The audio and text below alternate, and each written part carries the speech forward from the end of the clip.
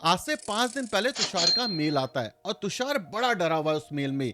तुषार कहता है कि सर, जिस हिसाब से एफआईआई ने 2026 के अंदर बेचा है, क्या वो इंडियन स्टॉक मार्केट में कभी वापस आएंगे? क्या शेयर बाजार यहां से रिकवर कर पाएगा? क्या कहीं पे वॉल्यूम आपको दिख रही है जहां पे एफआईआई इन्वेस्ट कर रहे हैं? और मैं हंसने लगता हूं, मैं कहता हूं तुषार भाई, आप एक्चुअली वही बात कर रहे हो जो आपको बड़े बड़े टाइटल में दिख रही है, और सच्चाई इसके पीछे कहां पर छुपी हुई है ये अगर आपने देख लिया तो आपका काम हो जाएगा। मेनली 3 स्टेप्स के अंदर यहाँ पे हम डिस्कस करेंगे। सबसे पहले डिस्कस करेंगे कि एफआईआई इतना इंपॉर्टेंट क्यों है। दूसरी चीज, कैसे ढूंढते हैं ऐसे स्टॉक्स जहां पे एफआईआई इन्वेस्ट कर रहे हैं। तीसरी चीज, एनालाइज कैसे करते हैं इजीएस्ट मैनर के अंदर पब्लिकली डेटा को। चौथी चीज कि वो कौन कौन से 20 स्टॉक्स हैं जो कि आपकी नजरों में, आपकी वॉच लिस्ट में होने चाहिए। सो मेरा नाम है अभिषेक उपाध्याय, आप देख रहे हो ग्रो विथ अभी। अगर आपको logical, practical, data driven video पसंद है, अजम्पशन पे काम नहीं करते, तो ये चैनल आपके लिए है। वीडियो पसंद आए चैनल को सब्सक्राइब कर देना, और अगर पुराने हो तो वीडियो को लाइक कर देना। शुरू करते हैं वीडियो। सबसे पहले बात करते हैं एफआईआई कौन होते हैं। एफआईआई का सिंपल मतलब होता है फॉरेन इंस्टीट्यूशन इन्वेस्टर्स। मतलब वो लोग जो कि बाहर देश में बैठे हैं, इंडिया के अंदर इन्वेस्ट कर रहे हैं। वो यूएस के हो सकते हैं, यूके के हो सकते हैं, चाइना का हो सकता है, कोई भी हो सकता है। और जो एफआईआई होता है, जब भी वो किसी कंपनी के अंदर पोजीशन बिल्ड करता है तो एक पॉजिटिव साइन की तरह देखा जाता है। तो एफआईआई इन्वेस्ट कर रहा है, एक पॉजिटिव साइन है, लेकिन कंपनी में अगर घपला निकलता है तो उसको एनालाइज एफआईआई भी नहीं कर पाता। सेकंड मिथ कि एफआईआई किसी कंपनी में इन्वेस्ट कर रहा है तो उसका स्टॉक प्राइस बढ़ेगा। एक्चुअली ऐसा नहीं होता। एफआईआई बहुत अलग अलग किस्म के होते हैं। एग्जांपल के तौर पे ब्लैक रॉक एक तरीके का एफआईआई है, लेकिन वो कंपनी के स्टॉक प्राइस को, स्टॉक की वैल्यूएशन पे, बिजनेस के ऊपर बेट करता है। इसी तरीके से एमयूजीएफ एक बैंक है जापानीज, जो कि एक बहुत बड़ा एफआईआई है। उसने भी इंडिया में इन्वेस्ट किया, लेकिन उसने उस बिजनेस में इन्वेस्ट किया। तो इस सिचुएशन में वो वाला जो एफआईआई है वो लॉन्ग टर्म के लिए है, short term stock price momentum से फर्क नहीं पड़ता। तो एफआईआई की अलग अलग कैटेगरीज होती है। वो बिजनेस को किस कैटेगरी में देखता है, अगर म्यूचुअल फंड वाला है, इंडिविजुअल है, तो वो प्राइस मोमेंटम को राइड करने की कोशिश करेगा। वहीं पे अगर कोई बिजनेस के अंदर स्टेक ले रहा है तो उसको प्राइस मोमेंटम से फर्क नहीं पड़ता। तो ये कैटेगरी भी आपको पता होनी चाहिए। नेक्स्ट इंपॉर्टेंट चीज, जो एफआईआई होते हैं उनके पास बड़ा सारा पैसा होता है, तो पोर्टफोलियो ऑफ स्टॉक्स में इन्वेस्ट करते हैं, ना कि किसी एक कंपनी में।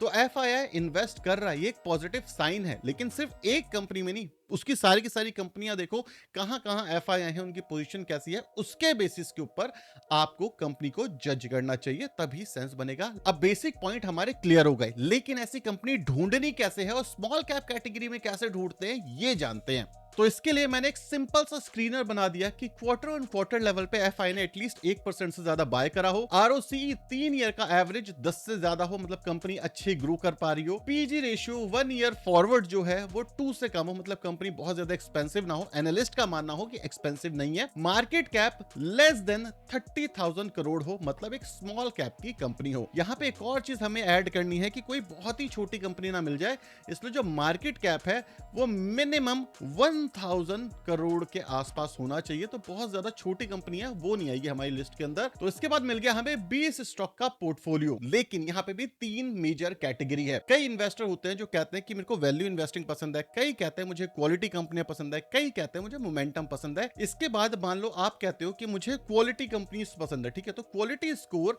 आपको यहाँ पर 80 से ऊपर करना है। तो इस केस को अगर आप रन करोगे तो जो आपको स्टॉक मिलेंगे वो अब 9 स्टॉक मिलेंगे जो कि क्वालिटी जिनकी काफी ज्यादा अच्छी है, लेकिन हो सकता है ये कंपनी मोमेंटम में ना हो। और जो प्राइस मोमेंटम स्कोर होता है वो ये बताता है कि कंपनी मोमेंटम में, मतलब कंपनी ऑलरेडी उठना शुरू हो चुकी है। प्राइस मोमेंटम आप 80 डाल सकते हो, तो इसके बाद आपको 10 ऐसे स्टॉक मिलेंगे जिसके अंदर प्राइस मोमेंटम हो। इसी के साथ साथ आपको अगर वैल्यू इन्वेस्टिंग पसंद है तो आप वैल्यू स्कोर डाल सकते हो, जिसके अंदर आपको पता चलेगा कि कंपनी की वैल्यूएशन कितनी अच्छी है, और आपको 4 ऐसी कंपनी मिल जाएंगी जिसकी वैल्यूएशन अच्छी है। अब यहाँ पे एक और इंपॉर्टेंट चीज, यार ये तो सिर्फ एक स्क्रीनर है, इससे फिल्टर होकर स्टॉक मिलेंगे। अब इन स्टॉक्स को एनालाइज कैसे करें, ये सबसे इंपॉर्टेंट गेम है, यहीं पे ज्यादातर लोग मात खाते हैं। तो एनालाइज करने के लिए एक ट्रिक का मैं यूज करता हूँ, एआई का यूज करता हूँ, और ये प्रॉम्प्ट मैं आपको दे दूंगा। एग्जाम्पल के तौर पर मैं भारत फोर्ज को ना एनालाइज कर रहा हूँ काफी टाइम से, तो इसके लिए मैं रिसोर्सेज पे जाऊंगा और इनकी जो लेटेस्ट कॉन्फ्रेंस कॉल होगी इसको खोलूंगा। मैं इसको सेव एज कर लूंगा एज अ डॉक, कुछ भी नाम रख सकते हो, ठीक है। अब ये जो डॉक मैंने डाउनलोड करा, इसको मैं अपलोड करने वाला हूं गूगल जेमिनी के ऊपर। कहां पर करना है याद रखना, गूगल जेमिनी पे जब आप क्लिक करोगे ना, तो यहां पे ऑप्शन आता है एक्सटेंडेड का और फ्लैश, इन दोनों को आपको सेलेक्ट करना है। इसके बाद ये पूरा का पूरा प्रॉम्प्ट आपको कॉपी करना है, इसका लिंक भी मैं आपको डिस्क्रिप्शन बॉक्स में दे दूंगा, और इस प्रॉम्प्ट को ले जाकर के यहां पर पेस्ट कर देना है। अब देखो, इसने कंपनी का ओवरव्यू निकाल के दे दिया और रेटिंग दे दी 9/10, और जो आपको लैंग्वेज मिलेगी वो आपको इंग्लिश मिलेगी, पढ़ने में और समझने में आसान होगा, ऐसा प्रॉम्प्ट बना करके दे रहा हूं मैं आपको। इसी के साथ साथ आप देखो यहां पर जो फंडामेंटल एनालिसिस है, इसके अंदर रेवेन्यू ग्रोथ को इसने रेट किया 7.5, और इसी तरीके से इसने बहुत सारी रेटिंग निकाली है, आपको ओवरऑल बता दिया कि स्मार्ट मनी क्या सोच रहा है, स्मार्ट मनी कैसे कर रहा है, कंपनी के क्या हाल है इंग्लिश के अंदर, ताकि कोई भी इंसान पढ़ के समझ पाए। तो इससे आसान तरीका कंपनियों को एनालाइज करने का शायद ही कोई दूसरा हो सकता है। अब बात करता हूं वो कंपनीज जो पर्सनली मुझे पसंद है, मेरी इन्वेस्टिंग थीसिस के ऊपर मैच करती हैं, मेरी एनालिसिस में वो अच्छी लगती हैं। कोई बाइंग और सेलिंग रिकमेंडेशन नहीं है, कैसे मैं कंपनी ढूंढता हूं, मेरे लिए क्या चीजें मैटर करती हैं, वो मैं आपको बताने वाला हूं। अभी तक वीडियो पसंद आई तो वीडियो को लाइक और चैनल को सब्सक्राइब कर दो। 80% लोग वीडियो रोज देखते हैं, बस सब्सक्राइब नहीं करते, कर दो यार, आपके लिए फ्री है, मेरी हेल्प इससे हो जाती है, ऐसा क्वालिटी कंटेंट लाने की मोटिवेशन भी मिलती है। आगे चलते हैं। तो पहली कंपनी है ग्रेट ईस्टर्न शिपयार्ड कंपनी। इसके अंदर जो शेयर होल्डिंग पैटर्न है एफआईआई की, वो आपको धीरे धीरे करके बढ़ती हुई देखने को मिलने वाली है। जो दूसरी कंपनी हमें देखने को मिलती है उसका नाम है सुंदरम फास्टनियर कंपनी। अगर हम देखेंगे तो अच्छा खासा ये क्रैश हो गया था, अब यहाँ पर रिकवरी फेज है, और शेयर होल्डिंग पैटर्न में जो एफआईआई की होल्डिंग है ये भी आप देखोगे क्वार्टर ऑन क्वार्टर लेवल पर गिर रही थी, उसके बाद अब कुछ क्वार्टर से रिकवर होना शुरू हो चुकी है। थर्ड कंपनी है ग्रेनुलास इंडिया। इसके अंदर भी जो एफआईआई की होल्डिंग है, यहाँ पर आपको एक लगातार एक अप मूवमेंट देखने को मिल रहा है। लास्ट कुछ क्वार्टर से लगातार यहाँ पे सेल ऑफ आ रहा था, उसके बाद लगातार यहाँ पे बाइंग आई है लास्ट 2 क्वार्टर के अंदर। अगली कंपनी है शैली इंजीनियरिंग प्लास्टिक्स। इसके अंदर भी अगर आप देखोगे तो शेयर होल्डिंग पैटर्न में जो एफआईआई की होल्डिंग है, ये आपको लगातार क्वार्टर ऑन क्वार्टर लेवल पर बढ़ते हुए देखने को मिल रही है। अच्छी खासी पोजीशन जो एफआईआई है यहाँ पर उसने बिल्ड करी है। अगली जो कंपनी है हमारी साउथ इंडियन बैंक, इसके अंदर भी शेयर होल्डिंग पैटर्न जब आप देखोगे तो यहां पर भी आपको जो एफआईआई है इसकी जो होल्डिंग है ये लगातार बढ़ते हुए दिख रही है ड्रास्टिकली। अगली जो कंपनी है हमारी उसका नाम है मार्क्संस फार्मा। अगर हम यहां पर भी शेयर होल्डिंग पैटर्न की बात करेंगे तो जो एफआईआई की होल्डिंग है ये अच्छे खासे तरीके से ग्रो हुई है, और ये सारी जो क्वालिटी स्कोर है ना उसके अंदर भी अच्छे तरीके से बढ़ते हुए दिख रही है। अगली जो कंपनी है उसका नाम है बजाज कंज्यूमर केयर। यहां पर भी जो शेयर होल्डिंग पैटर्न हमें देखने को मिलता है उसके अंदर आपको लगातार एक अप मोमेंटम दिख रहा है, मतलब काफी टाइम से सेल ऑफ आ रहा था, उसके बाद अब यहां पे 2026 मार्च में एक अप मूवमेंट देखने को मिला है, और 2020 से यहां पे सेल ऑफ आ रहा था एफआईआई का। अगली कंपनी है जमुना ऑटो इंडस्ट्रीज। इसके अंदर अगर आप शेयर होल्डिंग पैटर्न देखोगे तो यहां पर जो एफआईआई की पोजीशन है ये भी आपको रिसेंटली ईयर्स के अंदर बढ़ते हुए दिखी है। एक बेसिक एग्जांपल देता हूं ऐसा क्यों हुआ। अगर आप इनके स्टेटमेंट्स देखोगे, किसी भी कंपनी का ले लेते हैं, द ग्रेट इंडियन शिपयार्ड का एग्जांपल ले लेते हैं, अगर आप इनके स्टेटमेंट्स देखोगे तो जो टॉप लाइन है इसके अंदर आपको ग्रोथ दिख रही है, जो प्रॉफिट बिफोर टैक्स है इसके अंदर आपको ग्रोथ दिख रही है, प्रॉफिट आफ्टर टैक्स है इसके अंदर आपको ग्रोथ देखने को मिल रही है, ईपीएस जो कि सबसे इंपॉर्टेंट चीज है, ईपीएस के अंदर आपको अच्छी खासी ग्रोथ देखने को मिल रही है। अगर आप ईपीएस डाइल्यूटेड देखोगे तो भी इसके अंदर ग्रोथ देखने को मिल रही है।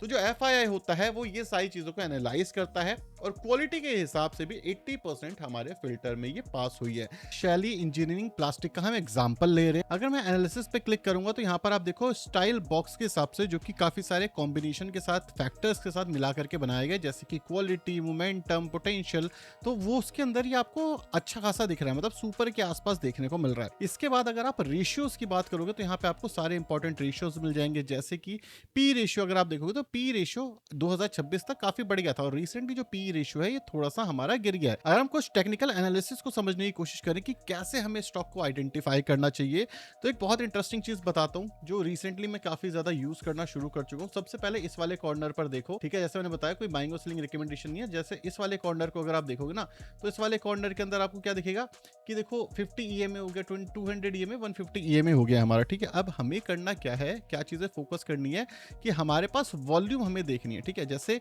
अगर 200 ईएमए है हमारा हमारा 50 ईएमए है हमारा, और उसके बाद 150 ईएमए। अगर उसके ऊपर जब तक स्टॉक चल रहा है, देखो यहाँ पर जब तक इसके ऊपर स्टॉक चलता रहता है, स्टॉक हमेशा हमेशा हमारा मोमेंटम के अंदर रहता है।